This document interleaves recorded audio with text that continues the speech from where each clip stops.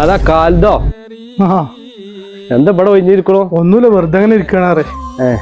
ഏതാ ടീഷർട്ട് ഖത്തറിന്റെ ഒക്കെ ആണല്ലോ. ടീഷർട്ട് നമ്മള് തുണക്കാരൻ വന്നിക്കുന്നേരെ ഫോൺ കൊടുത്താണ്. നല്ല ലംഘനുണ്ടല്ലോ, നല്ല കളറല്ലേ.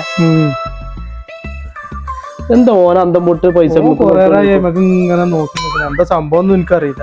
എന്താ ചോദിച്ചില്ലേ? ഇല്ലേ, ഓൻ കൊറേ ഇങ്ങനെ നോക്കിക്കണേ.